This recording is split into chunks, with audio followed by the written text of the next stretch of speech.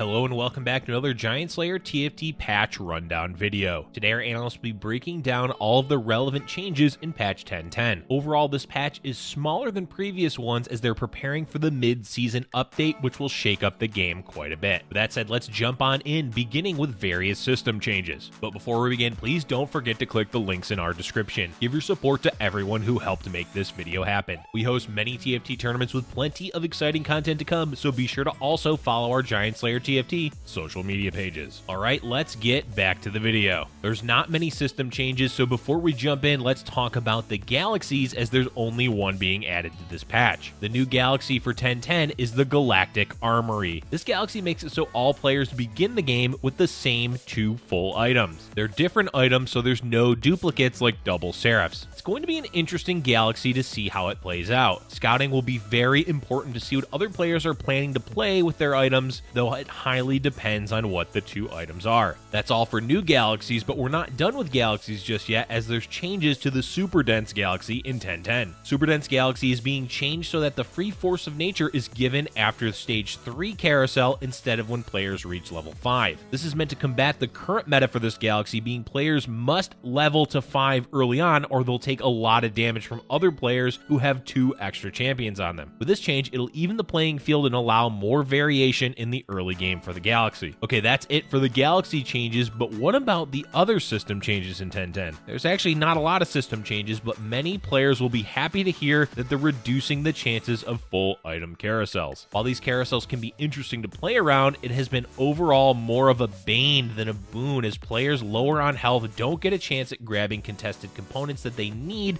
and other players picking last usually don't get useful items. While full item carousels will still be able to occur, the fact that it'll happen much less is overall a good thing. The other system change to talk about is item drops will appear earlier in PvE rounds. What this means is that there's a higher chance for items to drop in Krugs and Wolves and less likely to drop during Raptors. The reasoning for this is that it wasn't uncommon for several players to be stuck with getting multiple items on Raptors, which by that stage of the game makes it difficult for them to play around their components. Receiving more components earlier in the game helps players make decisions earlier without it punishing for them for not waiting until Raptors. It's a healthy and welcome change to the game for sure. Let's move on and talk about trait changes coming in 10.10. As mentioned, this is a smaller balanced patch, so there's not actually that much to go over. Mech Pilot is once again getting changed, as the attack damage the pilots provide to the Super Mech is being lowered from 100% to 45%. Alongside that, the mech will have a base attack damage of 80. This is definitely a nerf, as the mech pilots will be providing way less attack damage to the Super Mech. That said, the mech will still mainly be for tanking and dealing magic damage, but a nerf is a nerf.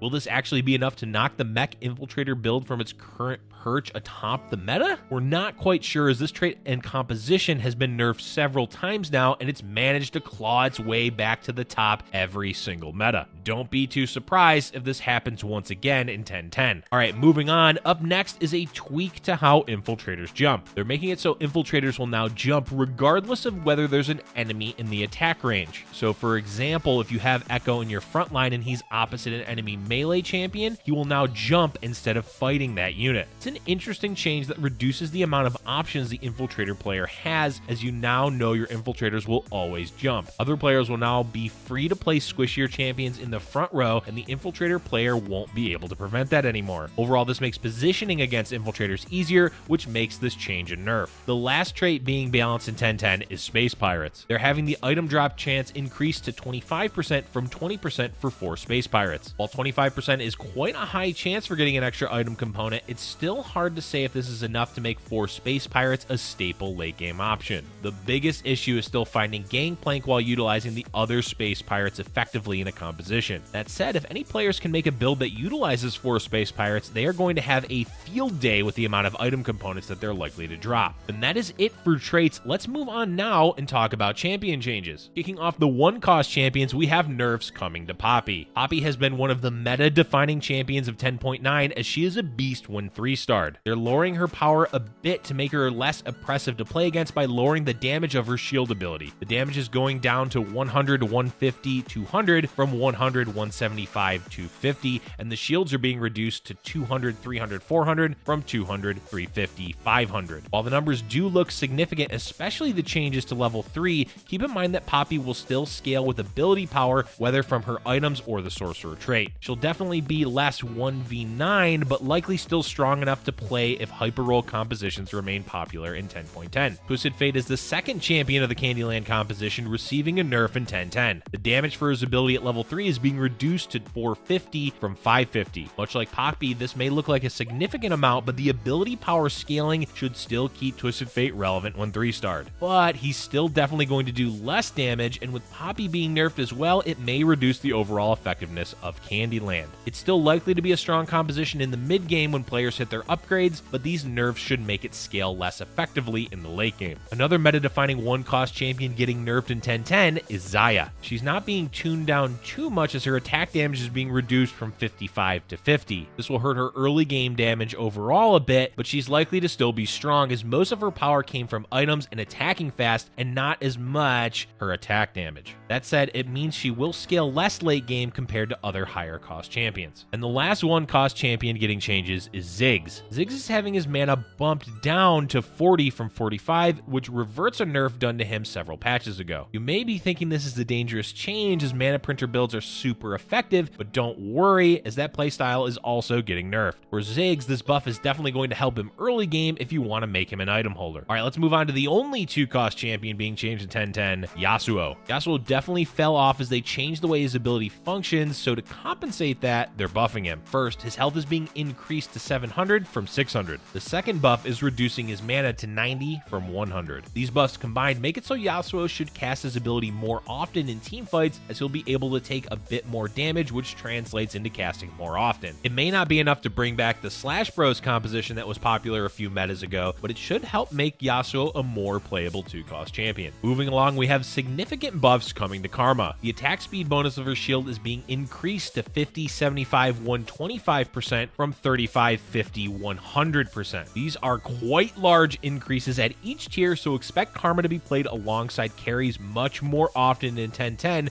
much like how she used to be in Set 2. Syndra has been underperforming, so they're buffing her damage per orb to 100, 150, 250 from 80, 120, 200. While this is definitely a buff, the larger issue of Syndra is that there's no composition she truly shines in right now, as sorcerer builds like Candyland won't be looking to 3-star her, and 6-star guardians fell out of favor in the meta. Overall, these buffs are good for her, but they may not be enough to put her in a carry position. There's no 5-cost champion changes this week, so all we have left are 4-cost champions. Kayle is first up with a large nerf to her 3-star ability as it's being reduced to 600 damage from 750. In general, 3-star nerfs to 4-cost champions aren't too significant as the jump from 2 to 3 stars is usually a huge spike anyway. That said, this is definitely a large nerf, but considering you're still getting an increase of 400 damage from levels 2 to 3, it's safe to say that Kayle 3 is still worth pursuing. Next up is a spell damage buff to Vel'Koz. The damage is going from 425, 550 to 450, 600. These buffs are meant to help compensate Void Brawler as the mana printer is being nerfed, which we will talk about in the item section. But with that item composition being less effective, it hurts Vel'Koz as he benefited greatly from the increased mana gain, so this damage buff is meant to help compensate that nerf. And the last champion change in 10.10 is to Wukong.